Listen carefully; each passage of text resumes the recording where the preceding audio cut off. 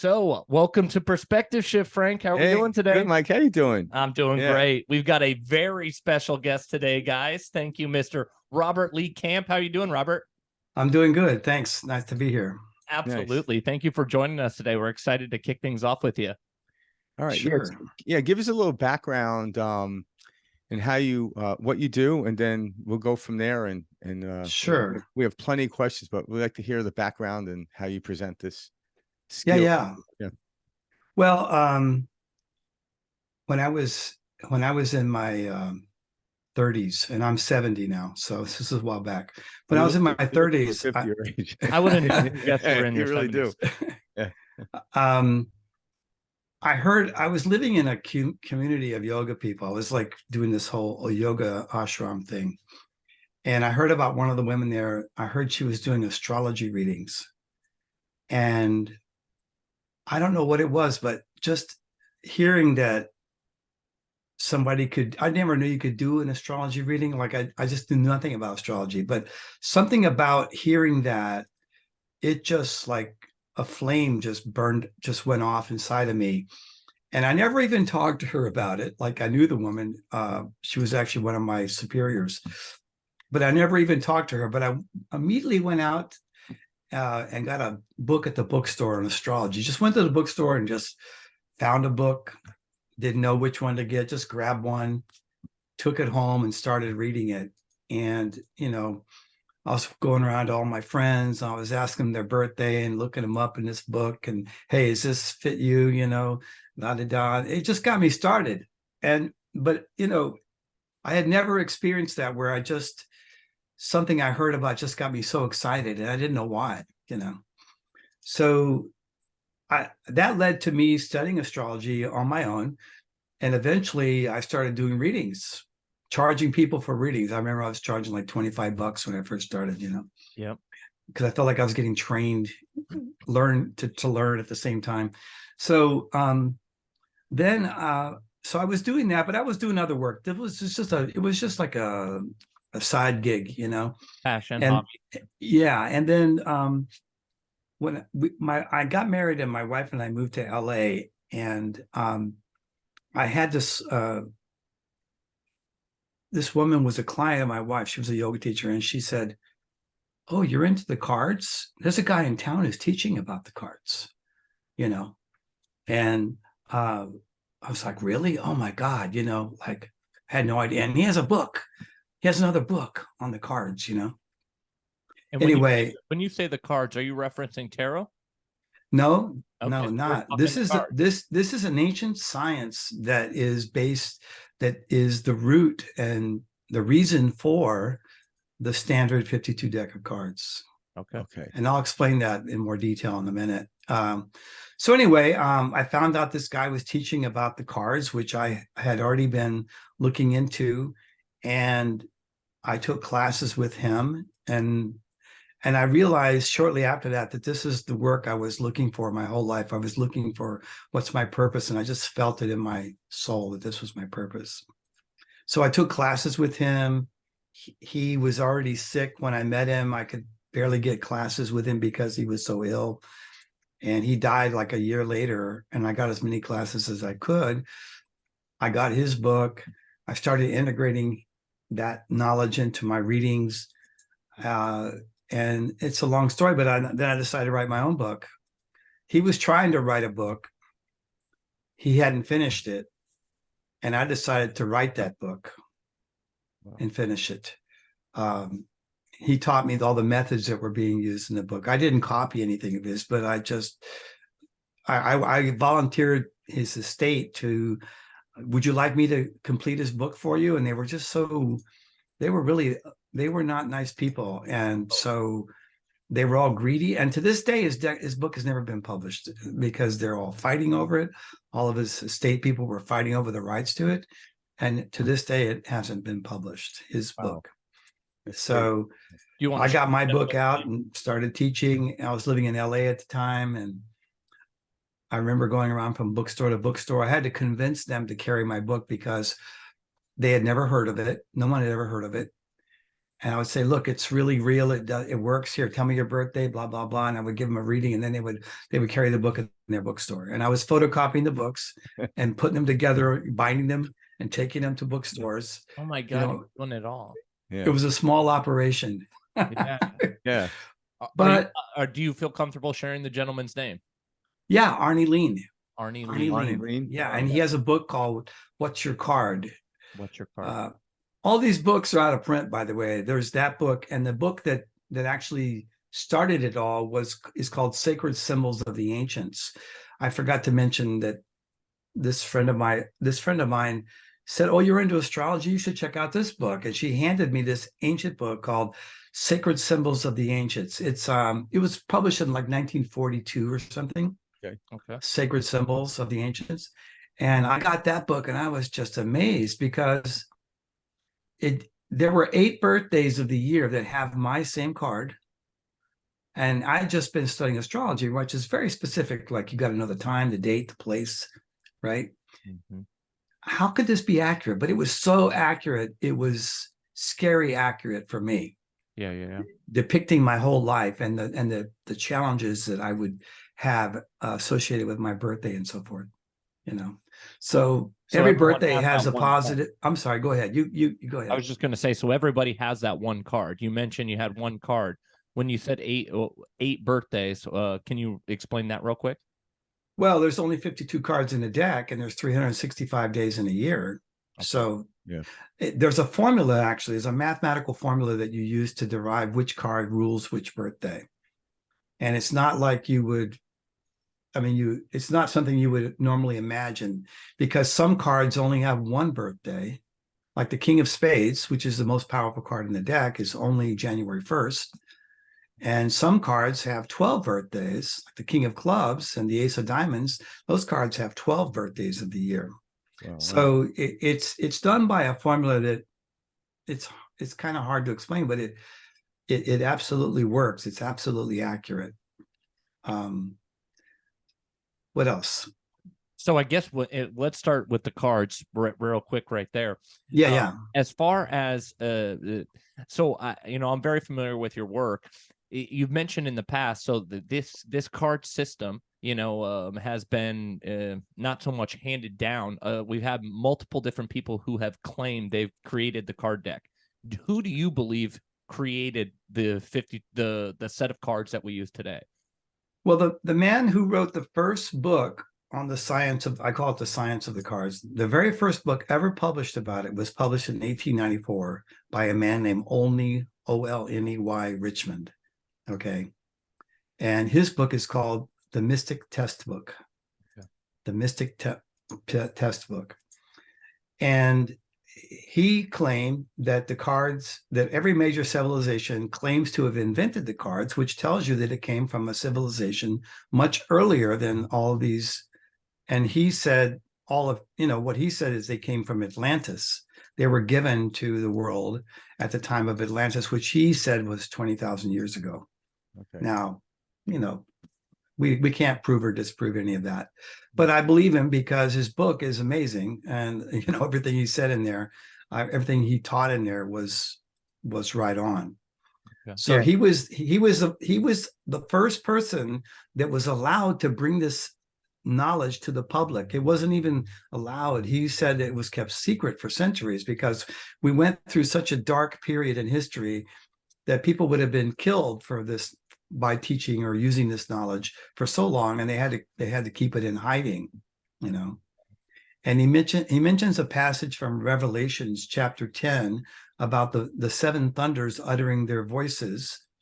And there's a passage in Revelations where it says, and the 7 thunders were about to utter their voices when a voice said, seal up those words of the 7 thunders and utter them not until a time comes in the future when it'll be ready. And he said that was his invocation, or their invocation, of this secret order called the Order of the Magi, to keep this knowledge secret until the time was right.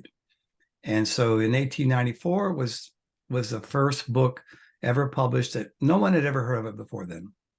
Okay. Now to put this into context for people listening, so I want to, I want to get your take on this. So based on these cards, it kind of gives a secular um, prediction of one's story. So do you look at life that when we came into this world, our book was already written, now we just have to experience it type of concept? Well, yeah, kind of in a way, because there's karma, right? Mhm. Yeah. But now we see, you know, in life we see all these different kinds of people, and we see, oh, look at that person, he's doing terrible things, and he's not having any bad karma, you know, or he or she, you know. But not all karma gets meted out in this lifetime. Yeah. And so I know astrology. I do astrology as well as the cards. So your birthday defines you as actually more than one card. There's usually 2 cards for each person, and sometimes as many as 4. It's a long story, Yeah. but that one on the birthday is the most important one.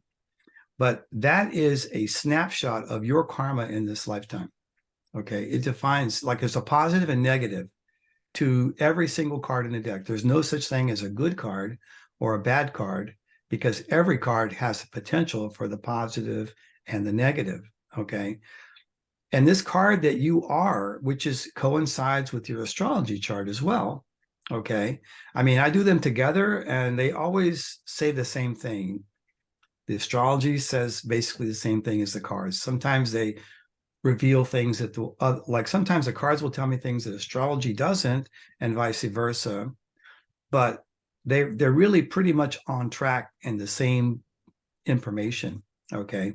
Okay. So you have an astrology chart, you have a card. I can tell you all about your life. Okay. How do I know that? How did I know that the moment you were born? It had to have come from karma that was being brought in from the past life. Does that make sense? Yeah. So karma means, it's like the law of cause and effects. It means I've done something and now I'm going to experience the fruits of that in the future, some point in the future, right? Mhm. So the birth chart and the card that we're born under defines this karma that we were born under, both positive and negative. You know, I mean, it's there. And so we're going to experience that in our life. And some of that we have no control over because we set that in motion a long time ago, you know, in a previous lifetime. Does that make sense? Yeah, it's kind of like an actor signing on for a role, but they haven't experienced it. But within that role, the you know, the set's going to be set the way it is, and they go in and act it out. And that's kind of what me and Mike talk about here. It's like, okay, the story's already written, but how I perceive it will give me a different output. But the conditions and situations will appear. But how I look at it will Yeah. give me a dire feeling, or like, okay, Well, okay, let's say, okay, and that goes into the whole a bit of a deeper understanding about karma. So karma is ruled by the planet Saturn. mhm. Okay. Okay, you've probably heard that. Yep. You've probably heard that Saturn is the big baddie Yeah. of the astrology, right? And in the cards too, it's the Saturn card. We each have a Saturn card in our life. We call life spread. So Saturn is not seeking to punish us.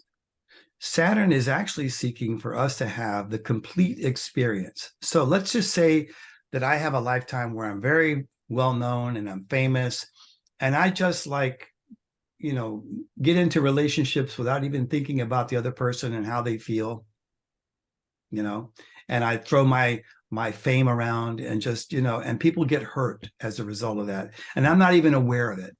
I'm not even aware that I hurt them.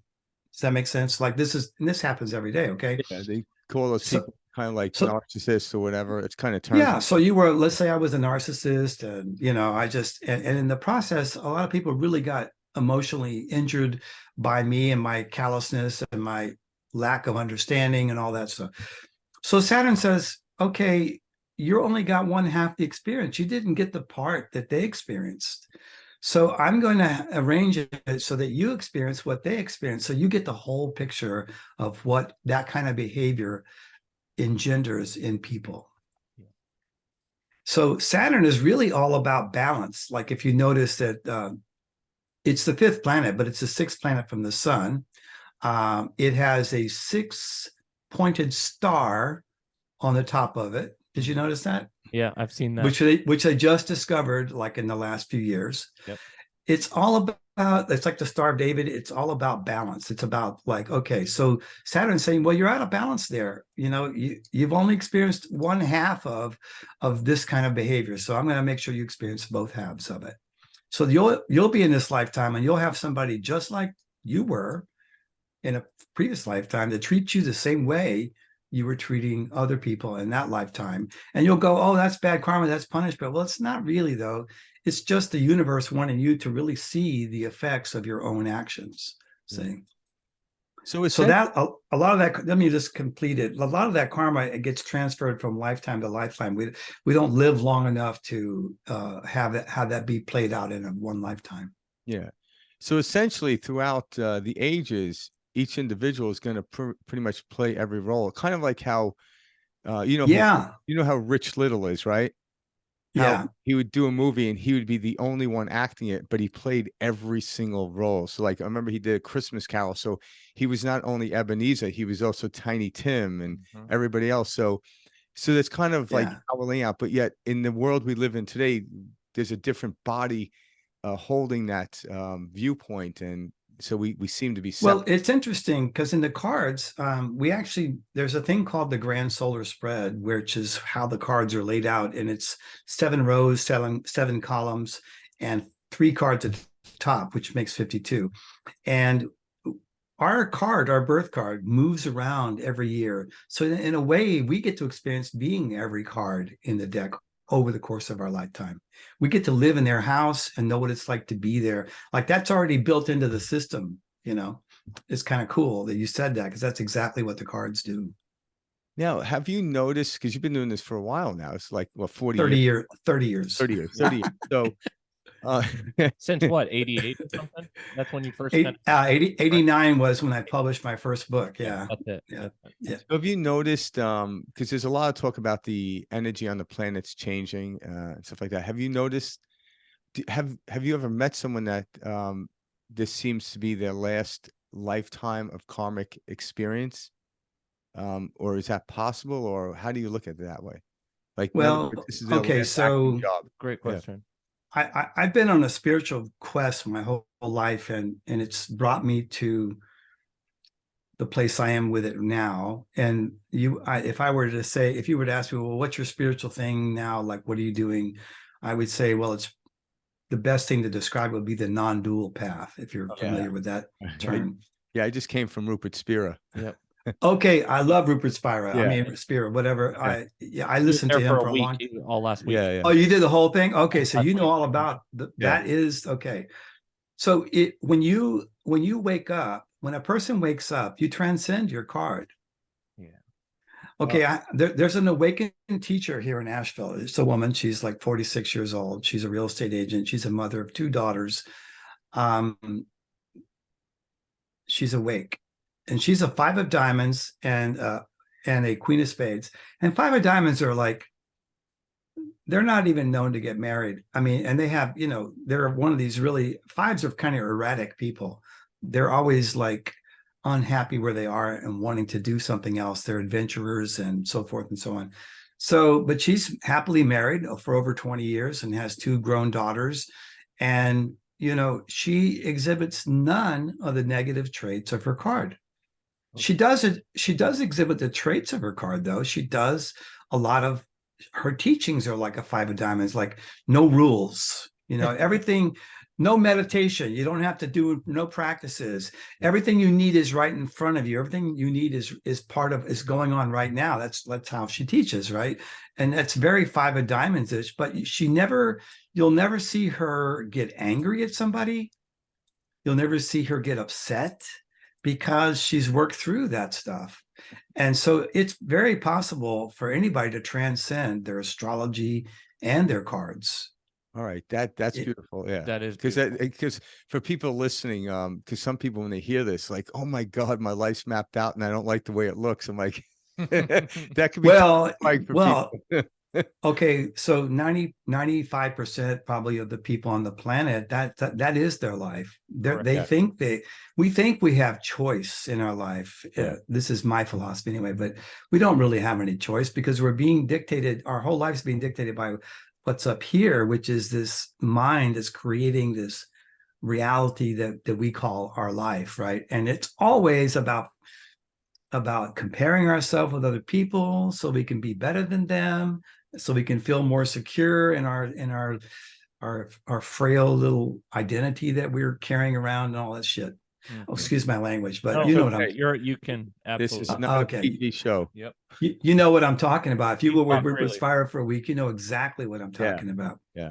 So, but the cards, they what the cards do, and astrology does this too, if you know how to read it, is it tells you what are the ups and downs you're going to go through on this physical mind created plane.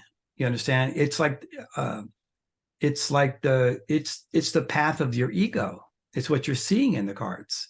Because there are going to be ups and downs. You're going to have losses. You're going to have gains. You're going to have losses. You're going to have successes. You're going to have failures. You're going to have, the whole gamut. Someday you'll win. Someday you'll lose. Everybody's experiencing that. Nobody's free of that. Yeah. And in my personal opinion, this is a very spiritual system because it provides a mirror of ourselves that helps us to get in touch with like who we're being, both the good and the bad, not in a judgmental way, just in like a factual kind of way, Yeah. But I wanted to share with you some interesting facts about the cards that you may not have heard, if you don't mind. I think it'll be That's really why you're here. interesting. Yeah. Yes. we're Open it curious. up. That's We're right. Okay, so you take a deck of cards, right? And you think, oh, this is, a deck of cards. We've known this. We play poker with it. We play whatever. Yep. Okay.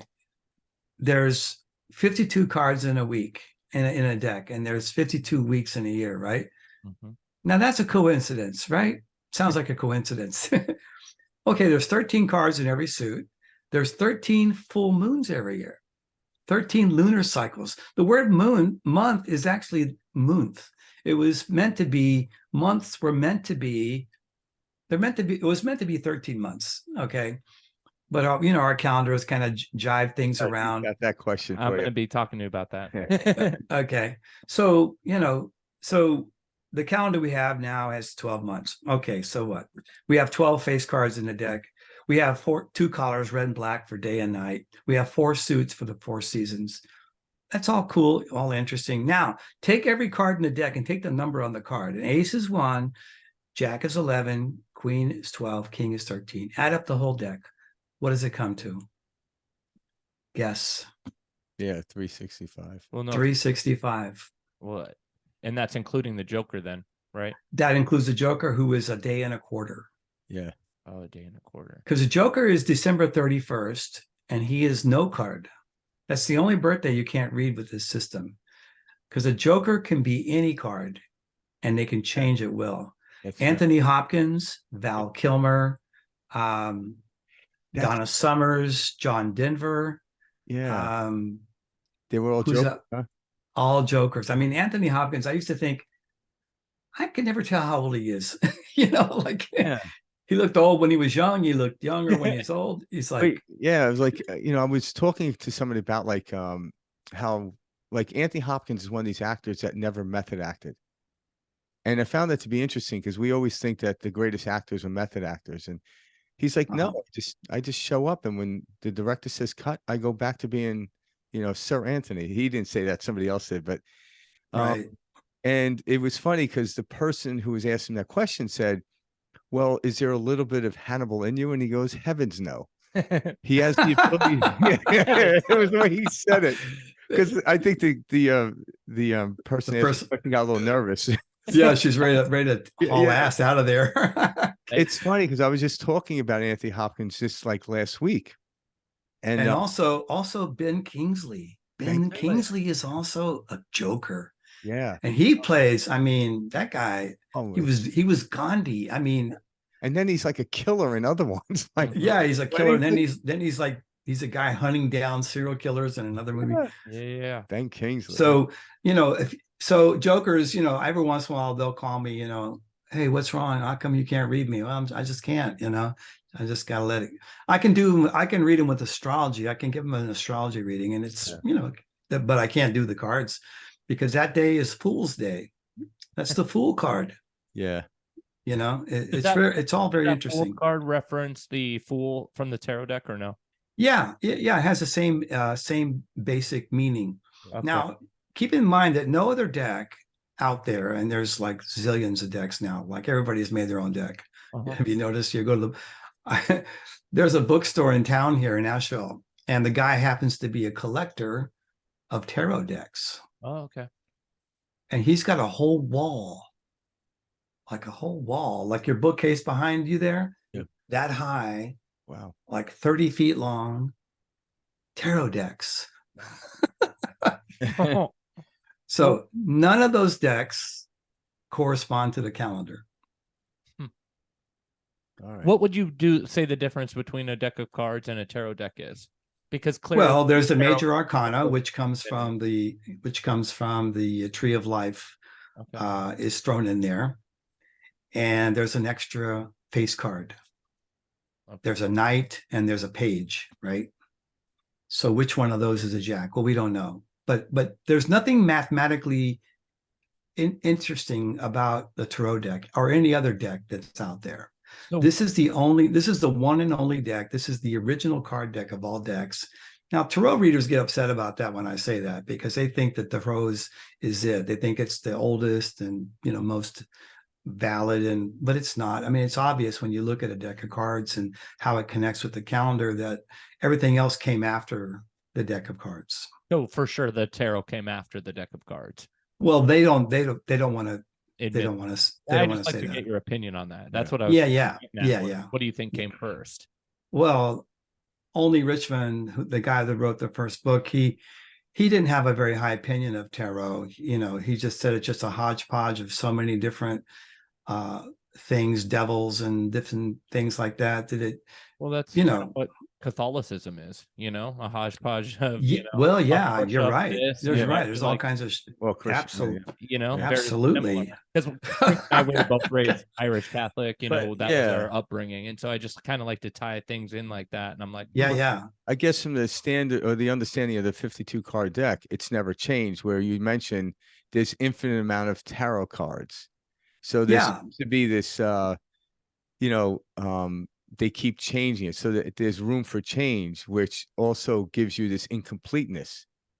Where only Richmond in his book, he said, and this was 100 years ago, but he said card manufacturers always try to change the faces on the cards, the symbolism on the queens, kings, jacks, and so forth. He says nobody buys them. Except for the Playboy ones. I bought those when I was a kid. Well, the Playboy one. Yeah, Playboy bunnies. I think I have one of those. I think I have one of those. Yeah, those are nice. Yeah. We're guys, okay? We'll do anything to see naked ladies. Let's face it. Yeah. I don't do that anymore, honey. I don't look at those cards anymore. Just got in trouble. That's hilarious. But he said that the cards possess a mystical energy that sustains those images, those original symbolism that are on the cards from the beginning. They've always done that, and they'll always be that way, according to him. All right. So you were talking about, these different, actors, et cetera, and we were throwing those out. One thing I wanted to bring up for our listeners, you personally have worked with a lot of very, well-known actors, people in the media, et cetera. You've given personal readings for them, a few of them. Yeah. I was living in LA for a while, and my wife was yoga teacher to the stars. She was like teaching Bruce Willis, Woody Harrelson, Glenn Close, nice. Robin Williams. So I got to do readings for a few of those people, like Woody Harrelson. You did one for Woody? I did. I saw that, and I thought that was very interesting. So I'm not a big TV guy, but I can't remember. Pretty recently, I saw some video going around. Woody Harrelson hosted SNL, and it was so funny. He talks about the biggest drug dealers come into town. He's telling this story. They buy up all the media. They tell everybody they need to go get this one drug, or otherwise they can't leave their house. And clearly what he was hinting at, et cetera, was all the COVID drama that we've been going through these last few years. How was he's kind of become he's become sort of like sort of a political, not political. He's like a protester against some of the crap in the world, right? Yeah. And we need more of that, you Yeah, know? I want I agree. like when your wife was teaching yoga, like and Robin Williams stepped in the class, was he able to get through like a yoga session without making people laugh? He just like the guy that just I brings met the him. good I vibes. met him twice. Yeah, Okay, and Yeah. the guy just he can't stop. Like yeah. he just does that. He just So- did that constantly. I was like, So you never not do that, do you? so did you throw cards for Robin Williams or no? No, I gave his wife a reading. Okay, I just didn't know. Like, could you have predicted his suicide? Did any? Have you ever thrown cards Well, before and okay, ever thought, so this could have been interesting? you know, uh, I didn't have any contact with him at that time. I wasn't in tune with it. Hmm. But his card is a seven of clubs, and he's actually your two cards, by the way, Really? because let's see, Michael. I'm in December 22nd. Yeah, it's Yeah, you're a nine of hearts. That's one of his cards, and you're a seven of clubs. That's his other card. Really? Okay, so seven of clubs often have a mental gift. That was his mental gift. You probably have some mental gift with that seven of clubs, you know. Right. But they can get very depressed. Seven of clubs can get very depressed. Wait, Okay. who's the seven of clubs? Mike, me, or Frank? Frank is a seven of clubs, and you're a nine of hearts. Nine of hearts. Okay, I wrote that down. Yeah. So seven of clubs, the seven is the number right in the center of the deck of the suit from the ace to the king. So they have 1 foot in the mundane and 1 foot in the spiritual. Okay. So the seven of clubs goes back and forth from this spiritual awakened state of mind to like sort of a depressing, kind of pessimistic view of the world. That's the other side of the seven. Do you understand? Oh yeah. So they have these enlightened moments and periods of their life, but they can also fall prey to like a depression or negativity. You understand? Mm-hmm. And so he had that.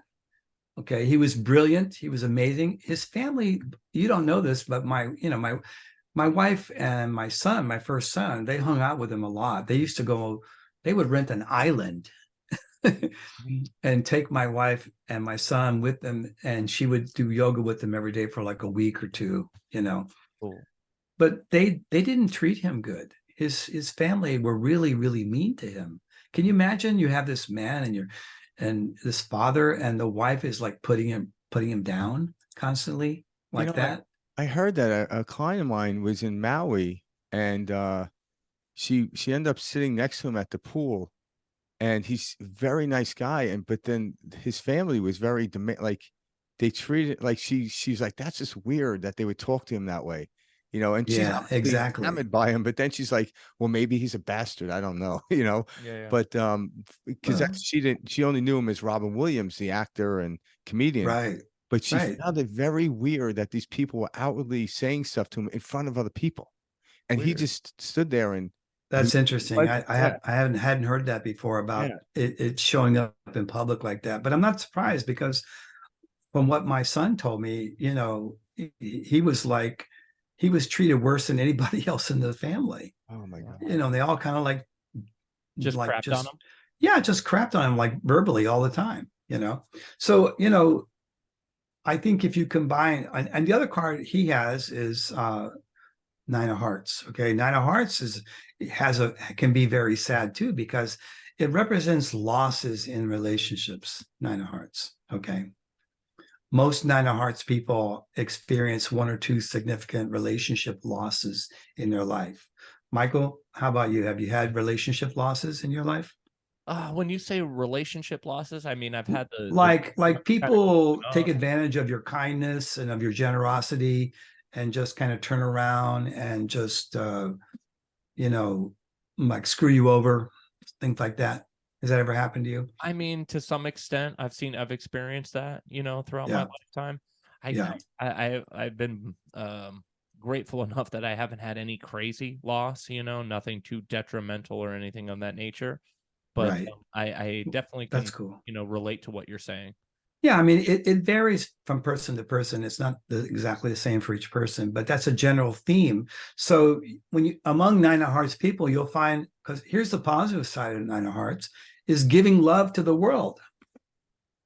you know, Yeah. it's universal. It's a card of universal love. Okay.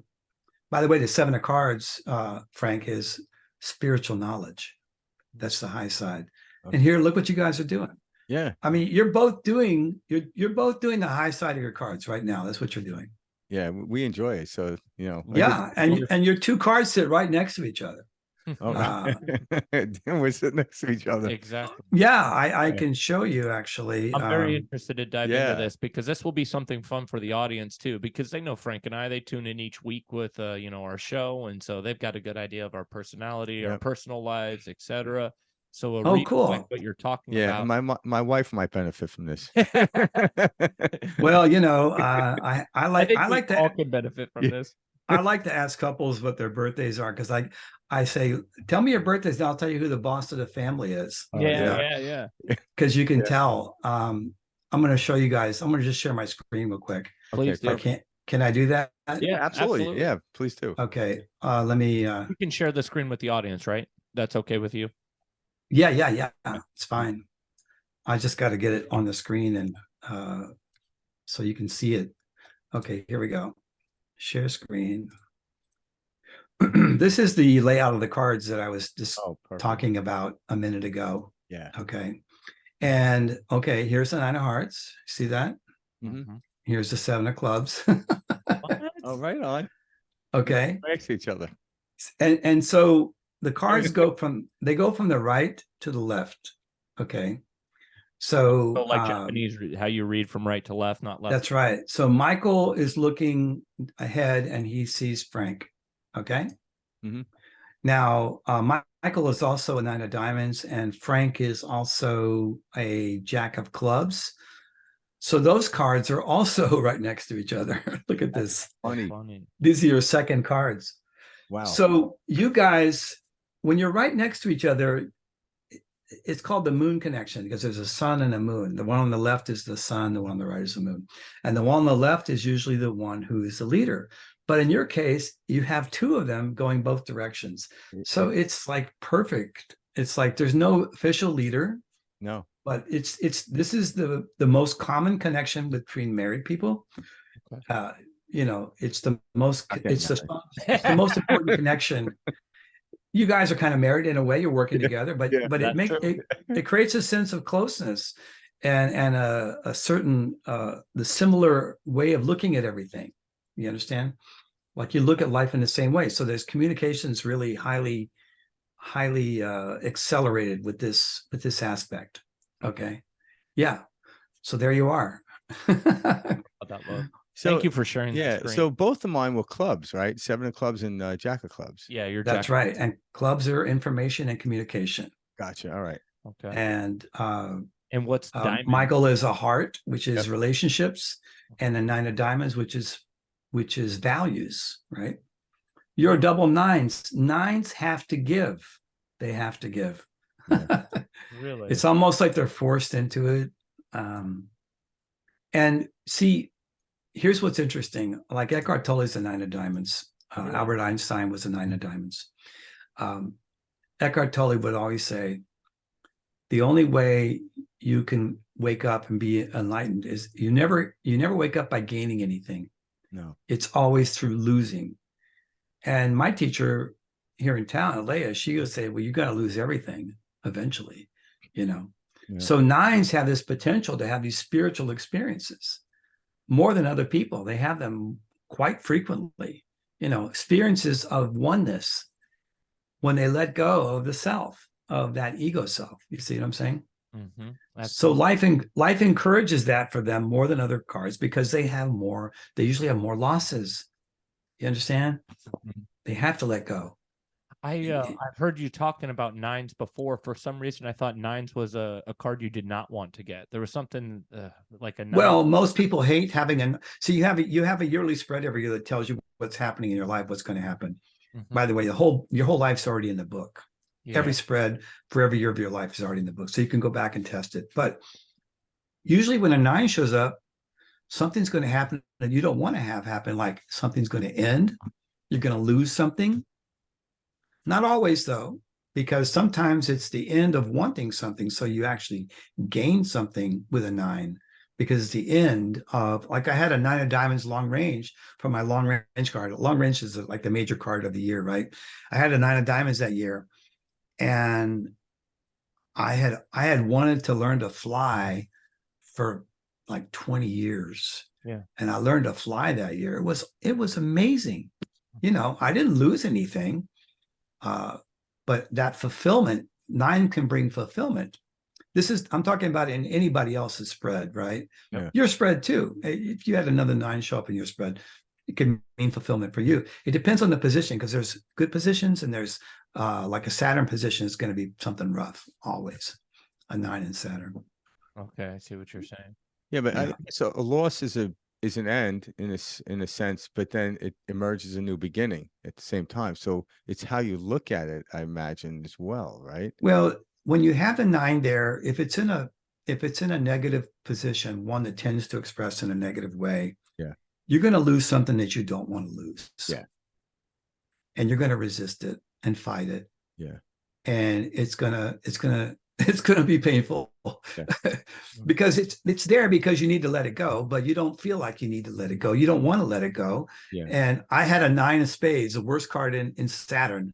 That's the worst combination you can have. I had this it's about 8 years ago, 9 years ago. And I thought, oh my God, what's going to happen? Am I going to die? Is my mom going to die? Like, that's a card that somebody could die, right? Yeah. And it also had a 9 of diamonds there, by the way. And so it turned out that it was a tax thing that I had to pay. I had to pay like $30,000 in taxes. I had never paid that much money in taxes, And I tried everything in the book to get out of that. I went and bought books at the bookstore on how to, not pay tax. I mean, I tried. Yeah. When you have a 9 like that, when I finally let go and just said, okay, screw it. Yeah. The Caymans, I guess. Yeah, right. The money will come back, Yeah. screw it, pay the taxes. Yeah. And I realized that I had like an attachment. It caused me to realize that I had an attachment to thinking that I'm always going to have more money each year than I had the previous year. I didn't know I had that until I got that 9. Yeah. And that was the identity that I had to let go of. I had this identity that, I'm always going to have more money this year than I had last year. Yeah. In my bank account or whatever. Yes. And as trivial as that sounds, that was a big deal for me to let go of that. I don't think that's trivial at all. I think that's what most people are. Well, a lot of people are worried about, is the monetary aspect of living. Yeah. But for me, it was like an identity. Like I would brag about it, to myself or to somebody else, oh yeah, I'm always a little better than I was last year. And that shit had to go. Yeah, because I also believe that like we all come here at some level, everyone goes through this, learning to let go is part of life. So do you look at it as like the cosmos actually helping you to see how you're going to do this time, letting go of the 30,000? Because if that were to happen again, it'd probably be a lot less painful, or you'd be aware. Yeah. But then I think it won't. I don't think it'll ever get me like that again. No, when it comes out, when the money comes, when it's time to give it back or pay it out. Yeah. I don't think I'm going to fight it like I did that time. My teacher that mentioned to you, Alea, here in Nashville, she would always tell me, she has a name for that aspect of the universe that gives us exactly what we need, not necessarily what we want, but what we need to let go and be more happy and free moment by moment. And she calls it grace. Yes. Okay. She calls it grace. And she says, grace comes for everything. Yeah. She says, eventually grace will come for everything. Everywhere in our life that we hang on to something to feel safe when we don't need to, Yeah, it's true. It's obviously non-duality teaches that right from the get-go. It's like, well, yeah, I mean, and all of a sudden it doesn't mean you don't play in the world of things, but there's no attachment to it. You start to look at everything as its equal value, a car or a tree in observing it, but you're not attached to it. So when it comes, like Eckhart Tolle talks about this a lot, it's always fleeting. So learning to let go of it is the great gift. But we naturally want to hold on to stuff. It's like, oh, grab it. Well, But you'll find though, you know, I think you'll find that as you go through life and you have these really painful experiences, uh, that you begin to really let go. Like if it ever happened again, it wouldn't be such a big deal. Like you have let go Yeah. of it, you know, and I think that's what life is on a spiritual path anyway. I think that we're letting go little things every day, you know. As soon as we notice them, oh, that's really bothering me. Okay, why is it bothering me? What am I attached to? Yeah. Why do I have to have it that way? You know, why am I upset about it? What does it mean that I don't get what I want, or there's something happening that I don't want to happen? Well, what does it say about my identity and my feeling of safety as a human being? Okay. And you get to the root of it. Like when I got to the root of mine with my teacher, Leah, it always comes down to one thing for me. And this is just me. I don't know how many people have it, but it always came down to the fear of being totally worthless. Yeah. I think that's the base of a lot of like like subconscious. being like insignificant, Mhm. Yep. not important. Yeah. Nobody cares about you. Nobody wants to talk to you. Nobody wants to be with you. Yeah. It was just like, Not so enough. yeah. So Alea would say to me, okay, you're totally worthless. Now what? Yeah. Yeah. Yeah. Now that You're you just a know, you're just a worthless piece of crap. yeah. Okay, now what? She would I like her style. Yeah. And yeah. is it, you know, because like that's kind of from the non-duality experience, and everything else that, you know, I had down this road to self-improvement years ago, and we were led down this road that we have to improve, but there's nothing to improve, just to experience. And that's why I believe that we have that unconscious belief in almost every one of us. And then when you get to that place where like, oh, I'm worthless, and then you look at them like, well, no, I'm not. And then you start to realize what we're doing now is unlearning all that stuff we had to learn, that we thought we had to learn to be, because we can't improve. We could just have greater experiences as time goes on. It's just life is experiential. Mhm. And when you come to that understanding, it's completely different. So you're actually back here and then looking out there rather than looking out there for in here. That was a breaking moment in my life. It's not out there. This is just a module of pixelations and stuff like that. And you go to grab it, it's like grabbing water, so to speak. It's going to invade you. Well, you know, if something in the world upsets me, I got to look here. There's something here that, you know, Yeah, self. I was in a relationship when I met my teacher, and we fought all the time. And my wife's, who's now my wife, but Alea would tell me, Robert, when you're pointing your finger at Alea, you got three fingers pointing back at you. Yeah. What's going on inside of you? You know, and it took me so long to really be willing. In my particular case, I had a real resistance to feeling my insecurity and feeling what was really going on at a deeper level. Like I didn't want to go there. I wanted to like talk my way out of it. I wanted to like figure out a way to make them wrong or the situation wrong so that I didn't have to feel what I wanted to feel. So with Alea, my path ended up being feeling a lot of stuff and just being with it and being there like patiently with it, because it was very painful, very painful. Dr. Stephen Hawkins talks a lot about that in the power, power versus force. It's not, pushing it away, saying I don't need this, etc. It's allowing it to fully be there, and letting the less tense, less tense, less tense, less tense. And yeah, and I spoke to Alea because she told me some stories about her path, and she talked about some of the really hardest times of her life. Like there was a time when one of her daughters was like 3 years old, and she got so ill that she almost died. And Alea talked about how hard that was for her to be with it, but that was part of her transformation, was being with those feelings of losing one of her children. I mean, that's got to be the worst, one of the worst, I think. And you can't run from that. That's the thing.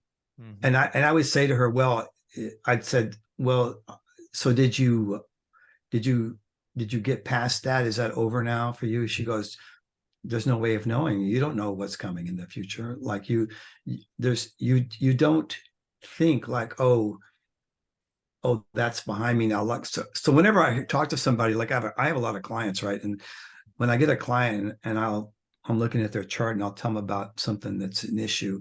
When they tell me, oh yeah, I had that years ago and I overcame it. It's never true. It's never true. It's like it's been put away in some little box somewhere, but it's still there waiting to just pop up again, Yeah, because just you look at a Navy SEAL who's pristinely trained, they still don't know if a bullet's going to catch them. They just don't know. So they have to. Same thing. Yeah.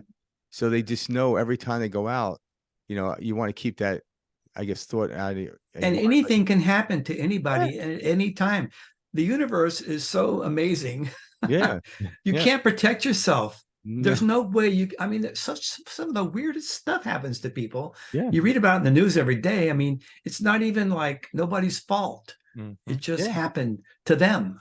They slipped on ice, and that was the last day they spent on Earth, and I mean, Eric Clapton had his kid fall off a balcony and die. His like 3 or 4 year old son. Can you imagine? I think he was like 6 years old. His name was Connor. Oh, yeah, tragic. I mean, fame and money does not protect us from having these experiences. No. Nobody's protected, honestly. That's the truth of, though in our mind we think we can protect ourselves, right? We think we can arrange our life in such a way, and I'm gonna not see that person anymore because they're an asshole or whatever you want to call them. We put a label on them, throw them in a box, and try to push them away. Yeah. I remember hearing a story about Kurt Cobain where he only drove Volvos because they were safe.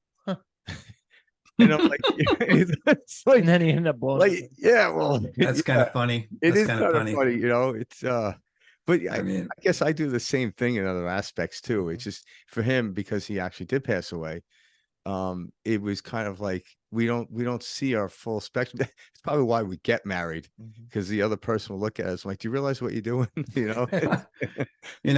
I got a speeding ticket about 2 months ago in Tennessee. I don't know why. I have some bad luck in Tennessee. I don't know why, but I had to go to driving school, or it would show up on my record, right? So I took this defensive driving school, which was on a Zoom call. But the guy was showing us videos of people. They actually had videos of people as they had an accident. Yes. Okay. Yeah. So there was these 3 people in this car, and they had a video going, and they're just talking, and they're going down the freeway like at 70 miles an hour, and a truck is passing them on one side, and they don't see it, but there's an off ramp, and there's a car barreling down the off ramp coming the wrong way.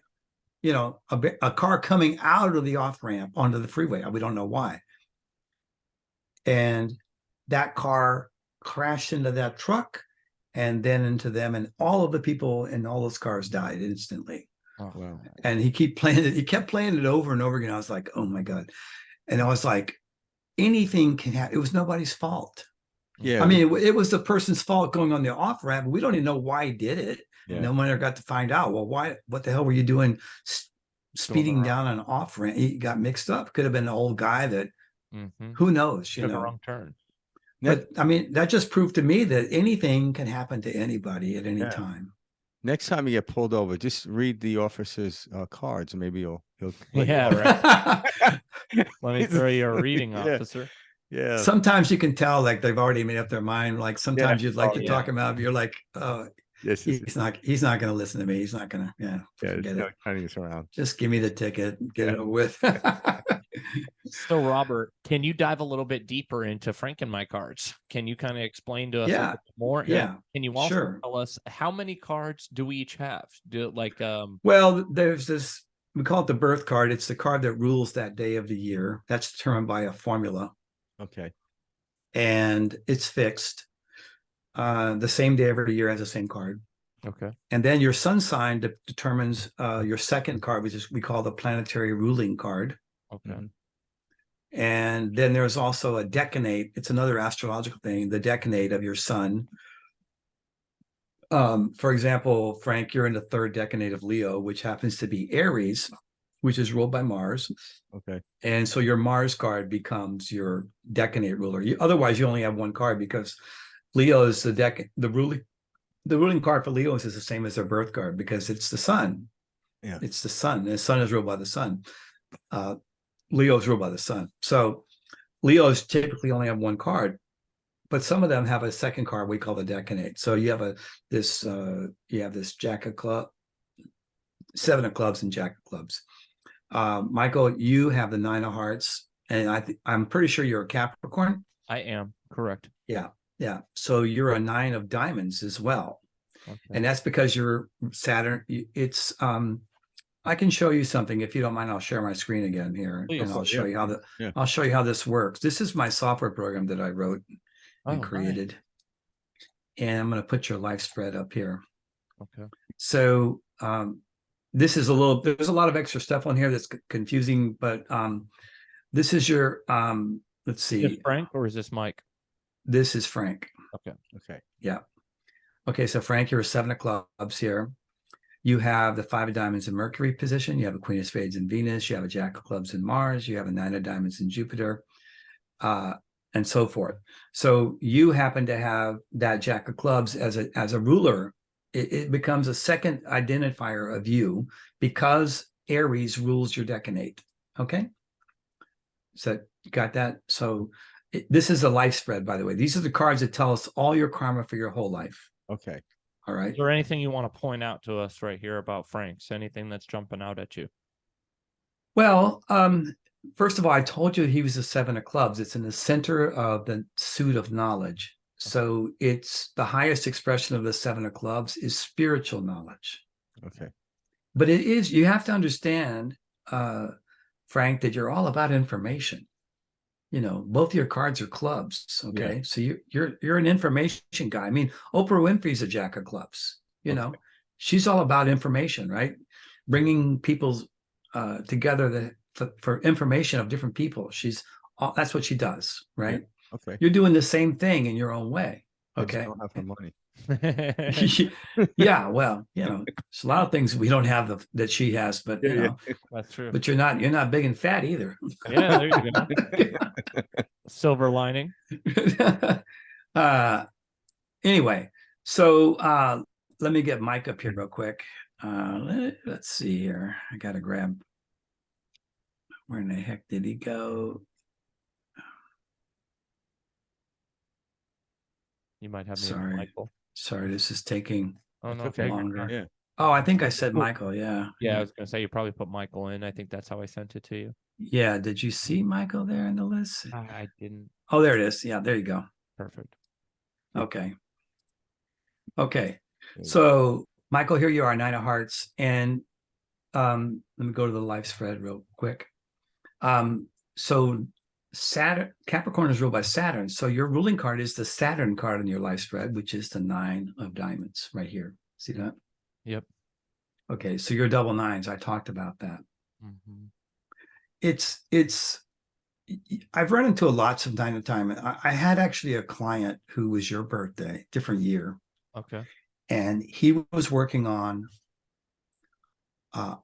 sincerely, he was working on a multi-billion-dollar deal to create a magical city, like a Disneyland, like a spiritual Disneyland. Oh, really? Pretty wild. Yeah, I mean, and when a 9 of Hearts like this, when they dedicate themselves to something for humanity, something that's really big, it gets really big. They have that potential for it to be really big. You understand? Absolutely. So this is the positive side of being double 9s. And, but you run into people that are 9 of Hearts, and, people like Robin Williams, well, he killed himself, a lot of 9s have tragic stories about their love life, and 9 of Diamonds have tragic stories about how they gave money and helped people out financially, and they turned around and screwed them over. That's the negative side of a 9. Okay. But 9s are they're meant to realize that they're meant to go into more of universality and not personal satisfaction, but helping others, right? So it is like the death of the ego card, the 9. It's the death of the ego card. That's what it is. Okay. It's a death of of my own personal satisfaction in favor of giving to everybody else. I mean, that's the highest expression of it. Okay. And like I said, Eckhart Tolle was is a 9 of diamonds.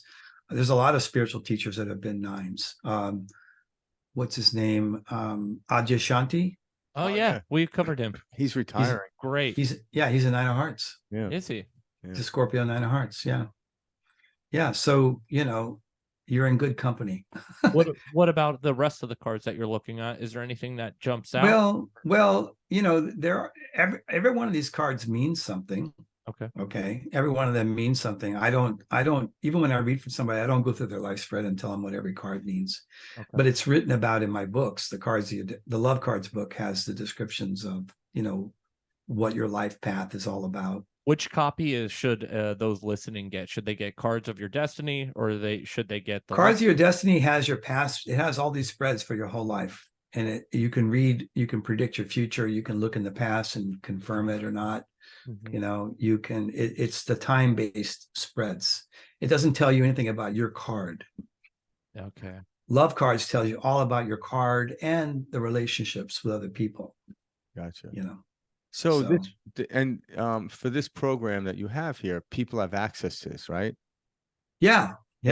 Okay. I mean, we have a free thing on our website where you can go quick and put your birthday in on sevenththunders.com, and you can see what your card is, and you see what card you have for this year, and you can see what card you have for this day.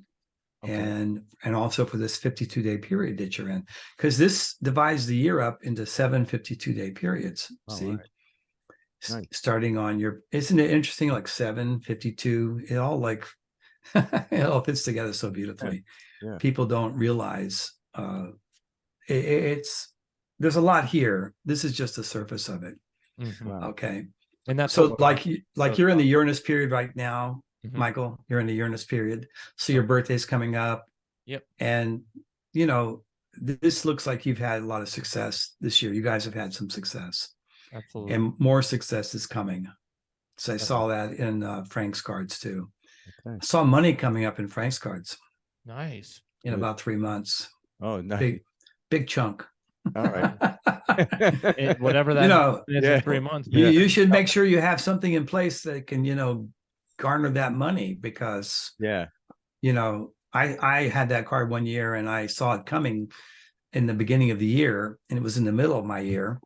And I made more money than I'd made the previous year, wow. Because I created more products and services, ways for people to give me money. See, Mm-hmm. So you have it in about 3 months, Frank. Okay. So nice. So I know you like money, or you've got a diamond in there somewhere. Yeah. Who doesn't? Okay. Well, some people, they don't care about it all that much. You'd be surprised, Yeah, my best friend is a heart, and he's married to a heart. They just don't. Yeah, they have money, but I'm like, Joseph, why'd you hire that guy? He's like $10,000 more than the other guy. He goes, well, I liked him. Oh, yeah. I liked him. That's I like that. All right.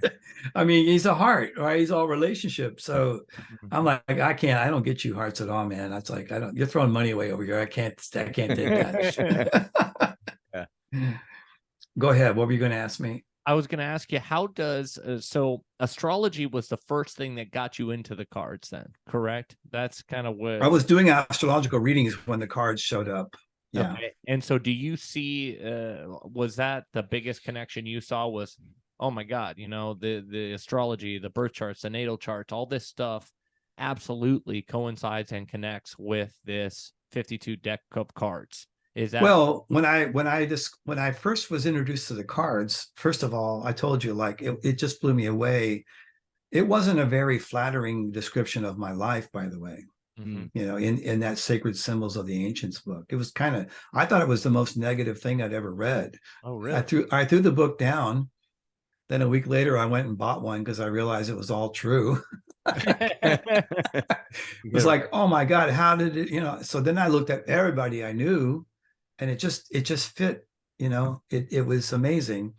But then I met my teacher, and I learned how to read these yearly spreads. Mm-hmm. And when I first learned what card I had right now in this current period, and what it meant in his class, Arnie Lean's class that I took. It was something that had just happened the day before. It blew my mind. Really? It hooked me right from the very get-go. Does Wow. that answer your question? I'm not sure if I answered it. Absolutely. And then, I mean, to piggyback off of that, can you give us an example of one of the, maybe a reading or a prediction that you made that you were just kind of personally blown away by, where you were like, holy shit, like that was, Well, can't I actually have a lot of clients. I mean, I don't ever remember what I tell people in a reading. Yeah. I just forget. But I've had so many clients come back to me, and they act like when we have it, they get a follow-up reading, and they act like I remember everything I told them before. They're like, remember when you told me this? And yeah, it definitely happened that way. And and now what's going to happen, right? And I had this one couple in LA, and I had given a reading to the wife, and I don't even know where I saw that in their cards, but they were getting ready to go on a vacation in Europe. Okay. The guy was a producer for a famous TV show. Okay. And so they were going to take a vacation. And I go, I think you're going to run into your mom over there. They're like, no way. She's not going to be in Europe at the same time we're going to be in Europe. They ran into their mom. Wow, that's really specific. That's Yeah, not. that is. I know they came back because I must have saw their mom's card there. Wow. And I told them that, and I'd forgotten. I told them, and they said, "You won't." They came back and they go, "Robert, you won't believe this. You won't believe what happened." He along with his mother. Seriously. Yeah. So I mean, those kind of things happen all the time. But everybody that gets into the book, like the Cards of Your Destiny book, everybody really, they always come back to me right away and say, "Oh my God, Yeah. I went back to the year I got married. I went back to the year I had a baby." Mm-hmm. And the cards were right there, like that. It's uncanny how accurate it is. Yeah, and I guess that's the essence. When you jump back into your previous experience, it then allows you to have somewhat faith in these type of understandings for the present moment and what we call into the future. Because it's like, Well, wow. Yeah, because I I mean, as good as long as I've been using this, and I'm probably one of the best readers in the world for the cards, there's still uncertainty about what they're going to mean, because you have to know the circumstances of the person.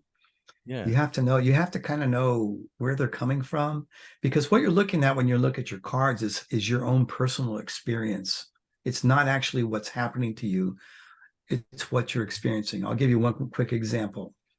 When O.J. Simpson murdered his wife, I looked at his cards right away. I thought I was going to see some tragedy there. We didn't know he murdered her yet. I saw cards of success, of victory. I was like, what? Yeah, well, we know how that played out. Yeah. Yeah. Well, and he happened to be in a really auspicious place that year that he won that first trial. Like there's this one place that each of us go to once every 45 years. And if you do have a legal thing going on that year, you're going to win no matter what. Okay. It's the most powerful place for legal things. Okay. And he was that. But then when he had his civil trial, he was in one of the worst places, which was a few years later, and he lost everything. How that went down too. Yeah. Yeah. So it's like, it's not what happened. Like in his mind, there was no tragedy. It was a success. See? Yeah. So I've looked at, like, when President Bush was going against Clinton, right? They both had this thing about real big change. And I noticed I wanted actually Bush to win back then. I was a Republican back then. I like and Ross Ross Perot. Yeah, he's a 3 of clubs. Yeah. He's running. No, he's not running. Oh, no, he's running. Are you running? Are you? Threes, they can't make up their mind. You see, they just keep changing. And he had all those crazy things about people invading his property and everything. Yeah. He was a wild guy. But I noticed that Bush, he wasn't really putting forth an effort. Like, he was stepping down. They had exactly the same thing. They had this thing called the pinnacle year. But when you're in the pinnacle year, you're either stepping up to the top or you're stepping down from the top. Yeah. and it was they both had the same cards. You understand? Yeah. Mhm. But one meant stepping up to the top, and one meant stepping down from the top, because that's what that position means. It means great change and being at the very top. So. All right. So you have to know a little bit about the person in order to read these cards. You have to know a little bit about their circumstances, who they're in relationship with. Like Michael, you have a 6 of hearts right now and a 10 of hearts. Well, 10 of hearts is popularity. That's, getting the word out.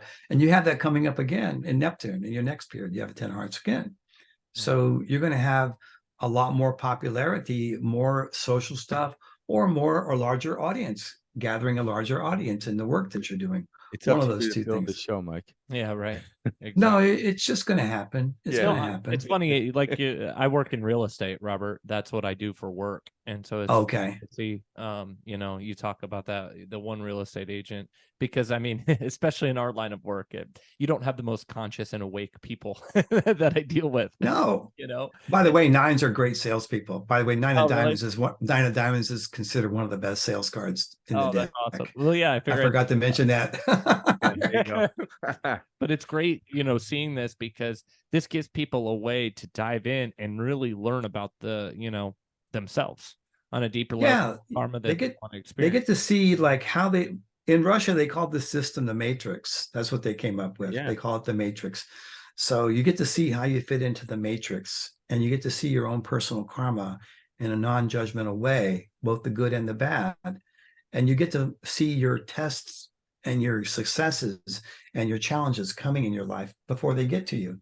Yeah. And you're able to prepare for it. You can, it's just amazing. How- Honestly, this is the most accurate system out there right now. I mean, astrology is very accurate, but very few people have the kind of mind that can really learn astrology. It's Yeah. you have to have kind of a computer brain, So it's really. very odd. I watch, life unfold and stuff. And just a week ago, 2 weeks ago, I was telling my girlfriend, she's actually our social media manager that does the work for us and puts this stuff together. But I was telling her, I was like, it's crazy. I'm getting like this pull to learn more about astrology, because I don't know much about it. She knows, she has a better background, etc.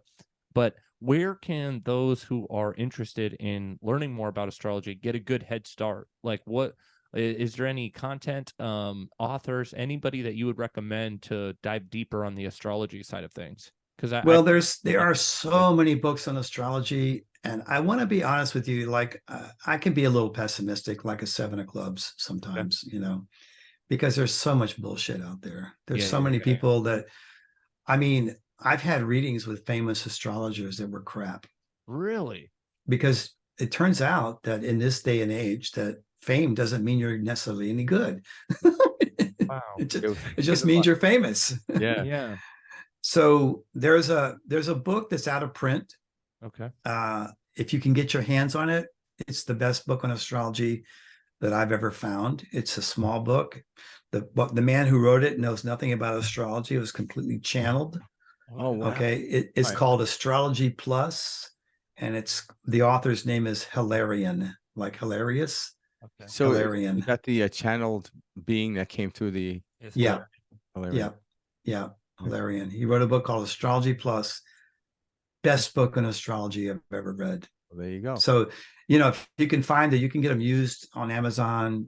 They're hard to get. They're getting harder to find. But if you can find one of those books,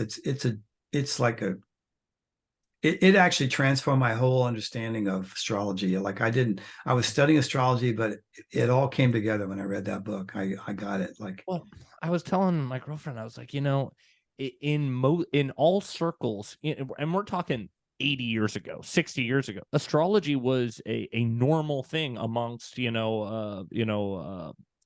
like, well, even now in India, Yeah. they don't get married without doing the charts. yeah, perfect I mean, example. every family has a family astrologer in India. Yes. It's part of the culture. But this was very much part of even U.S. culture, before Yeah. Western science came into play, like real heavily. I don't know. It was not abnormal to be discussed in academic circles, etc. Not that long ago, and it's just odd how we now look at it like as if it's this voodoo woo woo, mystical thing. And it's like, no. There's a very big amount of accuracy, with the I think most astronomers kind of hate astrology, Okay. Yeah. They're like, keep that voodoo shit away from me. Right. I just think it's unique, and I'm out there like I'm looking at the stars going, oh, check it out. I was out there this morning with my dogs at 6 a.m.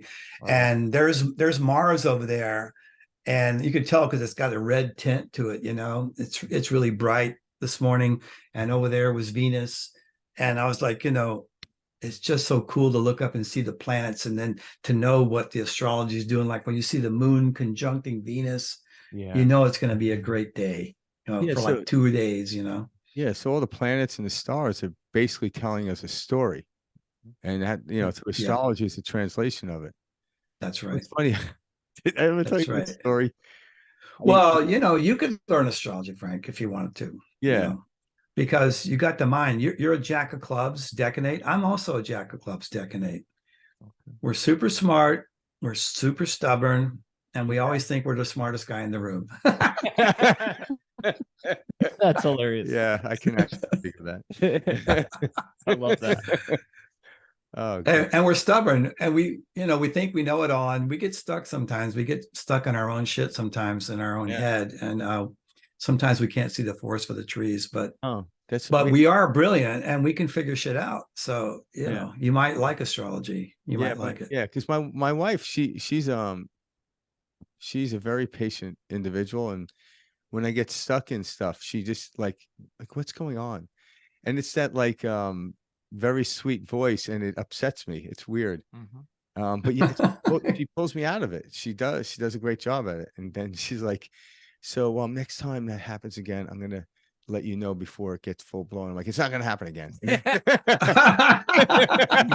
there it starts again. Oh, my greatest spiritual teacher in my life has been my wife. I mean, yeah, I have no doubt, without a doubt, and my son. Yeah, same for me. My son is very stoic on the outside, but he's always looked at me. He's 20 years old now, and when I would say stuff, he would just smile and look at me. And I'm like, "Are you listening?" He goes, "Oh, I'm listening." I'm listening. It was just funny. I'm like, who's the dad here, right? Robert. Yeah. Well, you can have a kid that's like, it's very possible, and the cards can tell you this. Like, if your kid is like, was your father in a past life? Yeah. It seems that way for me. Or if you were married to your kid and you were the wife last time. Yeah. All that type of stuff. That's a fun one. Yeah. Robert, in your opinion, how can one use the cards to transcend the cards? Well, getting deeper you have like I said earlier, the cards provide a mirror for us. So the benefit of, like, if you think about, like we were talking about our wives being our greatest teachers, why they're our greatest teachers is because they're such a strong mirror. That's why we have relationship, is to have a mirror, right? So this becomes like a friend or a companion or a counselor that's a constant mirror that you can use. You can use it every day. I mean, you have cards every single day that are your personal cards of the day. You have cards every 52 days. You have cards every year, every 7 years, every 13 years.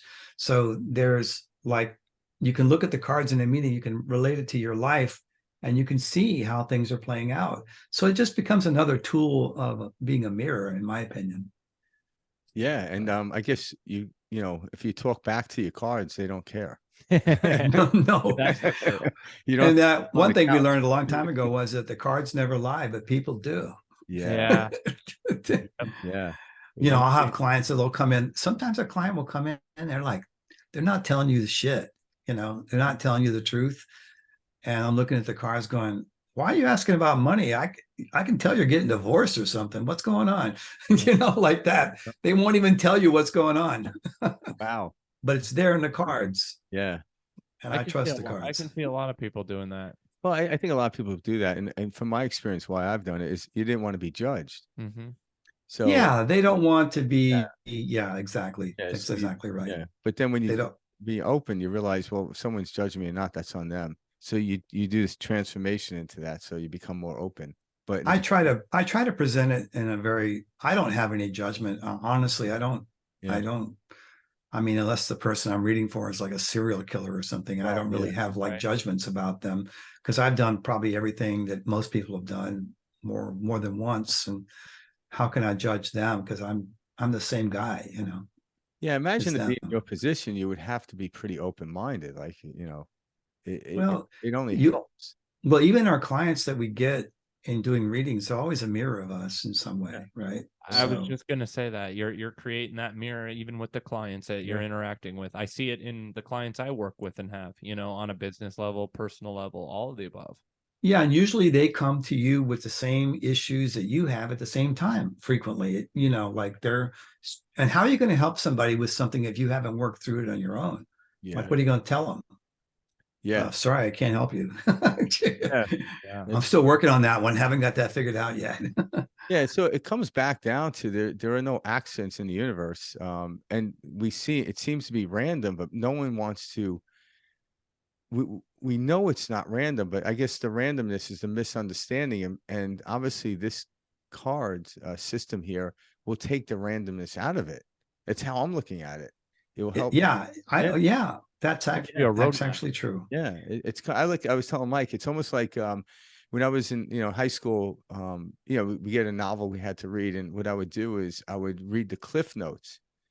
So when I was reading the novel, I could tell what I could skip over. At least that's how my mind logically did it. So to me, this is like the cliff notes to your life. Mhm. Like the story Well, a little more detailed. yeah. This gives you cliff notes of high points, low points, but yet there's still a playing out of the experience within it. Obviously, if it's in the past, it's already done, but moving forward, and the cliff notes like, okay, this is what I have to look forward to, so to speak. Mhm. One of my friends who got into the cards a long time ago, he used to say, and an evangelist, a card evangelist Oh, yeah. almost. He would tell everybody the cards are God's plan for man. Oh Oh, wow. really? So he was all about it. Yeah. And this other guy that was the same birthday as Michael, he called the cards spiritual DNA. I like There that. you go. It has a softer side to it. Mhm. Yeah. Yeah. But it is like it's the path we're going to walk. We're walking this path, and you can look at it. It's got the good and the bad. Yeah. And good and bad is just our interpretation, really, anyway. Exactly. Yeah. Like sharing. So Like sharing. yeah, this is cool, man. This is really nice talking with you guys. No, Yeah. this Same is. here. Yeah. So, are you still taking clients and everything? Or Yeah. I had a show on Gaia about a month and a half ago. yeah, Nice. Uh, We've both seen that. we've both seen it. Yeah. That was oh great. man, we had over 300 orders for books after that Oh, show. wow. Oh my Nice. gosh, that's amazing. All right. Orders, and that's like multiple books mostly. And I think I got about 10 readings out of it since Oh, then. right. Nice. All right. People. Even better. Yeah, I do usually 1 or 2 or 3 a week. It depends. They come when they come.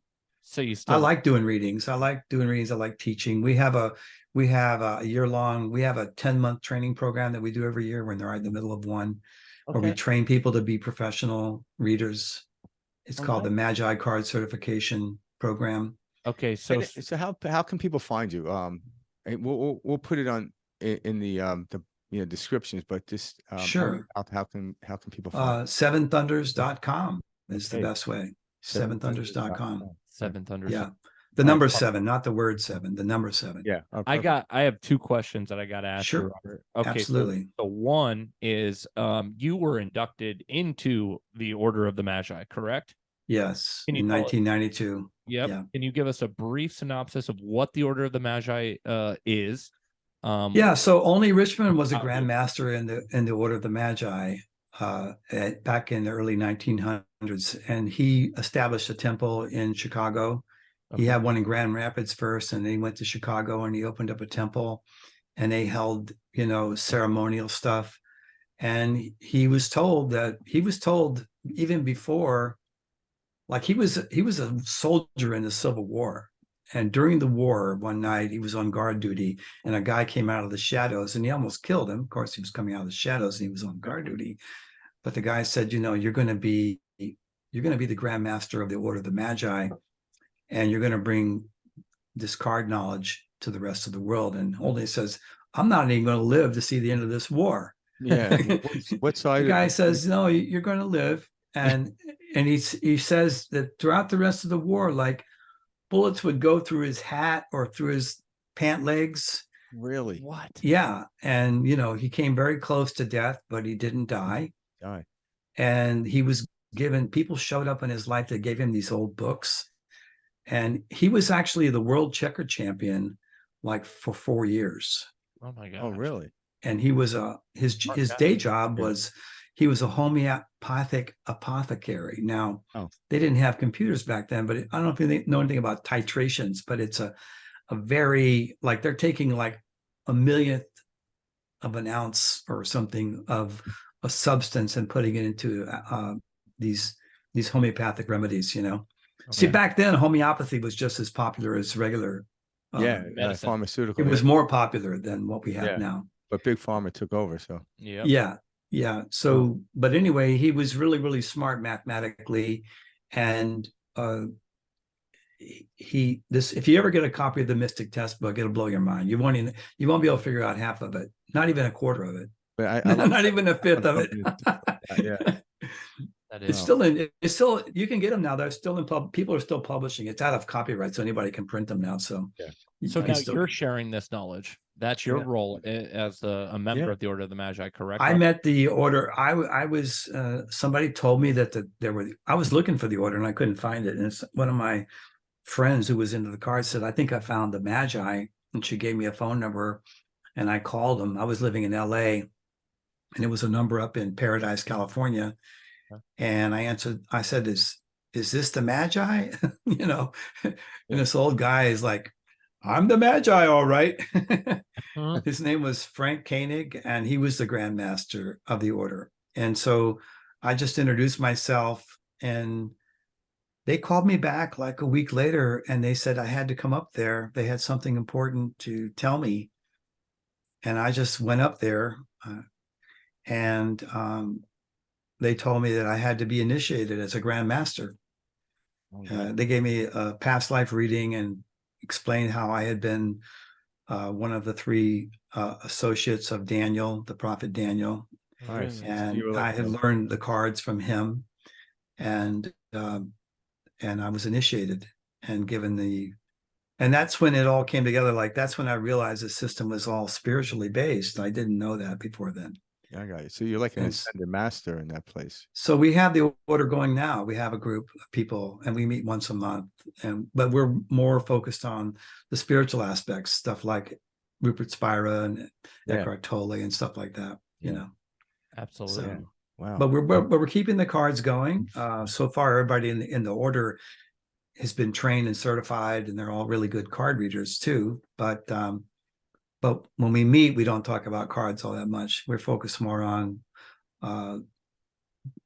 like just, being more real. Yeah.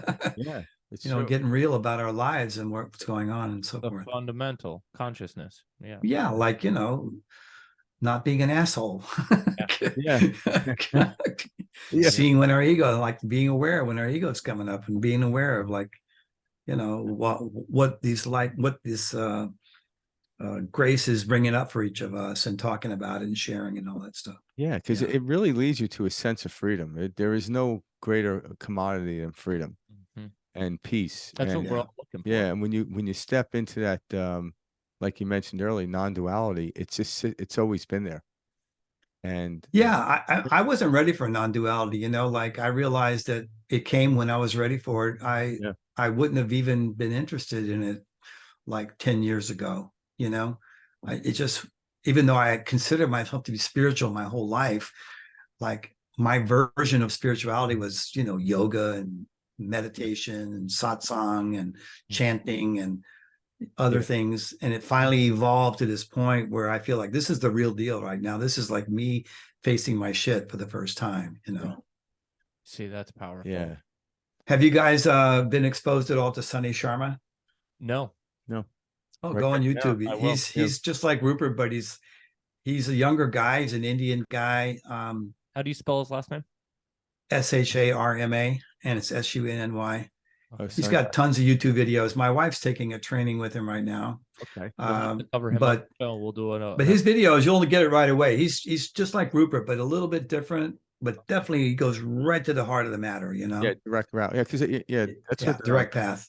yeah, because Rupert talked about 3 paths. One was the progressive path, the direct path, and then the pathless path, which is a very and that's what he's even progressed to the pathless path, which Yeah.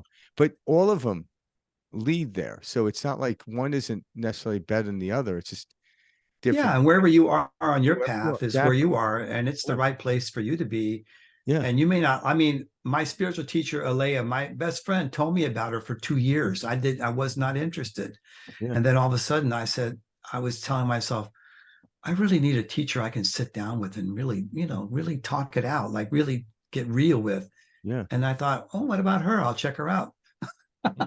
Yeah, and I think so. This is us talking about the same one that's going to be listening. Know that when you actually just sit patiently and respond, all these things will come in time, and that's what these cards read. Because people like Yeah. they're too busy thinking I need to know something. Like you'll know when you know it, or I got to do something. Yeah, you don't.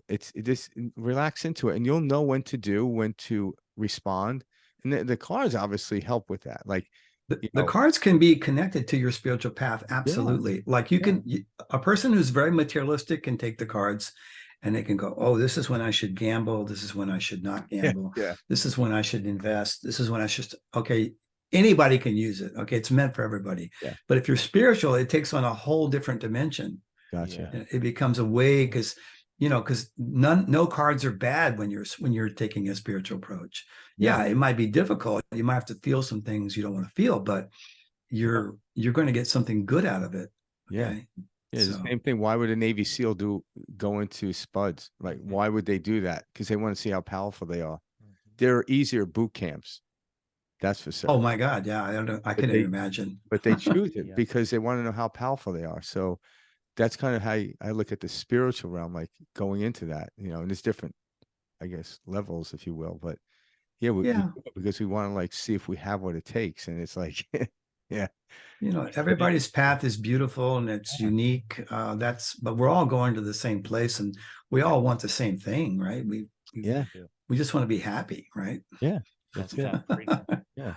So, a couple years ago, I heard a gentleman talking, and it really opened my eyes. And you touched on it briefly, Robert, a little bit earlier. But I wanted to ask you. I was telling Frank about this a couple weeks ago when we were getting you on the show. I was like, "You want to know what I really want to ask Robert is? Oh yeah, why?" So, as you mentioned, the word month comes from moon, which is moon, moon, etc. Why, if we did have 13 moons, we would then have 28 days, in every month. Every month would begin on a Monday, end on a Sunday. What is your opinion on why we don't? Do you think this was a way to kink the human experience so we wouldn't feel a wholeness or a oneness? What are your thoughts, and why don't you believe we have? Why don't we have 13 months in a year? One for each moon with 28 days, starting on Monday, ending on Sunday. Well, I ascribe to a lot of the Hindu cosmology of the world, where we're in the darkest of ages right now, which started 5,000 years ago, according to them. Okay. And so what you see bastardizations of everything. False spiritual teachers, techniques and, forms. I mean, even, spiritual teachers that are not really spiritual. I mean, it goes on and on. Okay. So I think that's just part of the Kali Yuga that we're in now, the dark age, because, it's all screwed up. Anybody who had any connection to spirituality they would have 13 months. Everything would be lined up with the planets and with the moon and with this, Saturn has 29 years and the moon has 28, 9 days. They're connected, but that's just not what's going on. Nobody really wants to know. They just want to know, like, when am I going to have money? When am I going to get laid? Yep, exactly. Well, I guess you have one less mortgage payment a year. Yeah, well, landlords. I used to be a landlord, and we love having people pay by, what was it? You make them pay by the week. Is it the week? Yeah. And you get like 4 extra weeks in a year, right? Yeah, you get that extra payment. Yeah. You get a whole month's worth of You free, actually get a whole free month of payments if you charge them weekly. yeah. Oh, God. I know it sounds like kind of funny, but it's kind of wicked at the same time. Yeah. So yeah, I mean, I don't know the history of our calendar, how we ended up with this particular calendar. It's been like several iterations of calendars, Yeah. but well, whoever it was, they probably had some greedy motive for it. Yeah. There was, I mean, why do we have freaking daylight savings time? Come on, give me a break. Seriously. Yeah. We're in Arizona. We don't have it. Yeah, well, yeah, good for you. It's Right? not a reason. Yeah. I'm not going to move there for that reason, but like when we look at the cards, if somebody's born close to midnight, we have to do a chart and make sure, because the cards use true sundial time. We call it true solar time. Okay, so if you're born near midnight, let's say you're born at like 12:15 a.m. in the morning, and if you're born during daylight saving time, your real time of birth is 11:15 the previous night. Gotcha. Okay, so you don't have that same card. You're a different card. So we encounter that a lot, just because of daylight savings time, and then also the time zones, which are really wide. You can be your actual time of birth can be over an hour different based on where you are in the time zone where you were born. See, if you're on the edge of one of the time zones and so forth. Yeah. Anyway, it gets complicated, but yeah, things are kind of screwed up, but somehow it all adapted to that. Like the card system adapted to the months the way they are somehow. You think The formula balanced? uses the months. That formula that we use to determine what card rules each day. You take the month and divide it, multiply it by 2, add the day to that of the month, and subtract that from 55, and you have the number of the card in the deck. We call the solar value of the card, and that tells you what card it is. So. All right. Well, so let's look at it this way. So if we did have 13 months, and which would make sense, based on that. So is it the type of thing, knowing that we've had these cards for what? What's the estimate? The last 20,000? Well, we don't know what happened before Only Richmond. We don't know what form they had taken. We don't know how they changed when the calendar was different. It's a lot we don't really know. If it changed, it would have to change. I think you might still end up with the same cards. I really don't know, but honestly, I don't think it's going to change. Yeah, I get, because there's still the same amount of days in a year. It's just the way they placement, like whether it's 13 months or 12 months, it's still the same amount of days. So that doesn't change in that aspect. So it would just there'll be a different month added in there. It would have a different name, but I imagine the mathematics still somewhat remains the same, right? Well, here's the thing, though. I mean, you've been around Rupert Spira and all these other guys, right? So we live in this world where we think about, there was a past and there was a future, right? How are things going to be in the future? What the fuck do we care about the future? Exactly. There ain't no future. It's here. This is what's real now. We live in a planet where we're the only planet in the solar system that has a moon that exactly blocks out the sun from our position. Yeah. We're the only planet in the solar system that has a moon that's as big, at the same proportion as our planet. Like, it's large. No other planet has a moon as large compared to the size of the Earth as we do. Everything the way it is right now is perfect. I mean, we can look in the future and go, it's going to be fucked up because the moon's moving farther away from us every year, like 2 or 3 inches a year or some shit like that. Someday it's not going to block out the sun. We're not living in someday. We're living now. We're not living in the past. I mean, Only Richmond talks about 20,000 years ago, when you looked at the Big Dipper, it was not the shape that it is now. It was the Neptune's fork. Yeah. It was the staff of Neptune. It formed that. It's moved since then, right?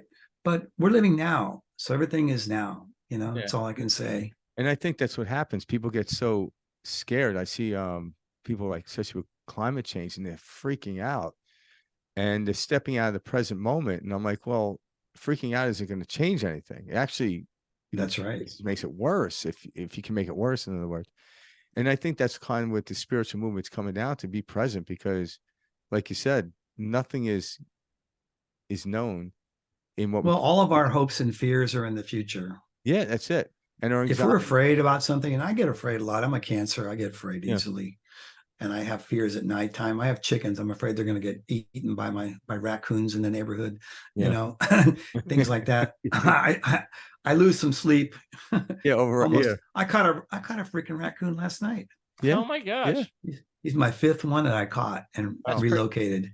Raccoons are like bandits. I remember I was at Essalon Yeah. and went one night and they have this bathhouse and they keep them open 24/7. I go down there. It was late at night. There was no one else there. And I'm going to get in. There was 3 raccoons and they come running across the stairway and they look at me and I'm like, oh, look how, and then they looked at me like they were going to attack me. I'm like, son of a bitch. Like they were ready to turn on me and I just went, and they ran away. They're so freaking smart, these raccoons. Yeah, they like are. I got this bird feeder, which they come on the deck to get the bird feeder. They have to actually move the bird feeder over to get to it. And they bring it around. Yeah. I mean, I'm surprised I'm able to catch them in this trap, but I guess they're just a sucker for tuna, you know? Because you read, you know when they're showing up because of the cards, right? Yeah, exactly. Well, they're showing up because there's food, man. They're like, but they killed 2 of my chickens. Yeah, it really broke my heart. Do you throw cards each day, Robert? No, I don't. But there are cards for every day of your life, and I look at them occasionally, but not that much. No. Yeah. I look at my yearly cards. Now, can I ask you a question? So you've been doing this for 30 years. Have you noticed, because there's another understanding here too, is like the more you do it, do you notice you're becoming a lot more intuitive to where you're somewhat connected to the cards, but actually without looking at the cards, so to speak? Well, sometimes sometimes I just know stuff when I'm giving a reading. I just know something and I've learned to trust that over the years. And it may or may not be in the cards. Like during the reading, it'll just come to me, you know, and I've learned to trust it. That's happened as a result of doing readings, you know. Nice. I think that's more just naturally you growing with your own intuition, you know, higher self, the path you're on, etc. I think we all start to learn and trust our, higher self. There's 2 kinds. I look at it like there's 2 kinds of intuition. There's the psychic kind where you pick up on like people's thoughts and things. And then there is this I know intuition where you just know something. Yeah. That's Aquarian. That one's Aquarian. The other one is Piscean. So Michael, you're double 9. You're definitely got Piscean. Like you have psychic ability as a double 9. And Frank, you're more like the intuitive type, like me. Yeah. You know, you just know stuff. You just like, I know that's true. I don't know how I know. I just know. I just have to convince my wife of that. Oh, forget it. You can forget that. Real quick, what is? By the way, what's your wife's birthday? I'm just curious. Hers is March 15th, 1967. March 15th. She's a 10 of diamonds and a 3 of clubs. Your wife, 10 of diamonds. Let's see, Frank, 7 of clubs. See, 10 of diamonds. They like to be the center of attention. You know. They always manage to be the center of attention, and it's great that Tom Brady's a 10 of diamonds, for example, you know, best quarterback ever lived. Yeah, but they have trouble receiving money for some reason. They have trouble, maybe not in your situation, but like Tom Brady was like the best quarterback and the least paid quarterback for years and years. You know, my wife was the same way, and now she's actually learned to accept. So a lot more money is coming her way these days, which is interesting. Oh, that's great. Yeah, because that's an issue they have to deal with in their lifetime. 10 of diamonds people. She was that way, but now it's like I've seen a change. I've seen money come her way, which is very interesting in ways that she can never imagine. Well, she must have opened up to receiving more on something on an inner level, you know. She did. Now you happen to be her Mars card and her Uranus card, because she's a 3 of clubs, another club like you. So I'm sure you piss her off. Because if you're your wife's Mars card, she's going to be attracted to you. It's what she was drawn to when she met you. You know, it's a sexual thing, but it's also like, you really piss me off. You know, it comes with it. And you'll do stuff. You don't even know you did something wrong, right? You won't even know you did something wrong. Thank you. I was gonna say, oh shit! I remember like get yelled at. I'm innocent. She's like, I'm like, what did I do? She's like, the fact that you don't know is why you're in trouble. I'm like, what? What? I've always had Mars in my relationships, and I pissed off so many women so badly. That's Well, a hilarious. couple times they told me, "Don't even talk to me. You're making me crazy. You're making me crazy. Don't even." Because see that jack of clubs, you can out argue everybody. Yeah. Oh wow. That is seriously great. Yeah. It's Oh my God. funny. I should write a comedy book about the cards, because it's really funny. Some of the shit we, the cards, some of the stuff we do. Yeah, it's really funny. and that's the one thing I'm lucky about my relationship. Like when I do piss her off, like now it's like maybe a day later, we're laughing about the story. That's beautiful. We don't hold on to anything, but and then like I'll say something stupid like, see, now you know you were crazy last night. She goes, oh, I wasn't the crazy one. I'm like, all right. My wife is a 6, and 6s, man, they got to get even every time. Yeah. I don't get away with anything anymore. I can't say shit anymore. Yeah. That's hilarious. I just gotta like shut up. And my son's a 6, so I'm surrounded by 6s. Yeah. And I needed that. That was a mirror. That's a super mirror when you have a 6 as a partner. That is super, because they don't want anything thrown on them. No judgments, no blame. They'll throw it right back at you, you know. Right. So that was my MO before, was blaming my partner for my issues, you know. So now I have a good, strong partner that can kick my ass. Yeah. What's a way that our listeners can reach out to you for a reading, Robert? Well, if you go on my website, there's a shopping area, and you'll see a whole section for personal consultations with Robert. Perfect. So they can like book a calendar day with you. And yeah, there's an initial day. Yeah, there's an initial consultation to first time clients, and I'll send you a Calendly link, and you set it up and ask you a couple of questions so I can, get prepared for your reading. Okay, perfect. I'm sure. But I want people to get the books and do their own readings. That's what I'm all about. You know. I mean, of course I do readings. I love doing readings, but my main goal here is to have people use this tool for themselves, because it's easy to learn. You can learn it in an hour, really, or less, and you'll use it for the rest of your life. It's nice that you said that, because at this, I literally just flew in last night from Rupert, a week long, and one thing he said is, he mentioned this a couple times, but definitely laid it in at the end. He goes, "I'm not your teacher. The day of teaching is done. I'm your friend that is pointing you to teaching yourself." And that's what I like about you. You're giving people the tools to become their own teacher and to understand the stuff, rather than. By the way, Rupert's Fire is the same card as your wife. Really? Oh, all right. He's a 10 of diamonds. Oh, right on. Really? Nice. Oh, but he's a different ruling card. He's a 3 of spades. So, okay. It's similar energy there. Yeah. All right. It's interesting because the 3 of spades is called the artist card, and he's a sculptor. Potter. Yeah. Yeah.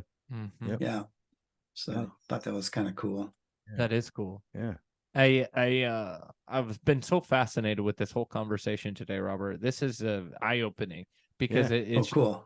Very, very cool. And very historically sound concept that people can turn to.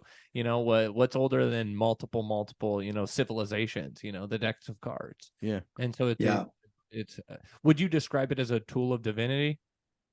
It's a sacred tool, but I don't promote it that way, because I don't want to turn people away from it by making it spiritual. I don't want to. But when we, as a group, those of us who are doing this professionally, and I'm training and stuff, we look at it as a sacred tool. Nice. Because it's connected directly to this world that we live in, the cycles of the earth, our own personal cycles. I mean, there are so many significant cycles in life. Tonight, I have a podcast tonight.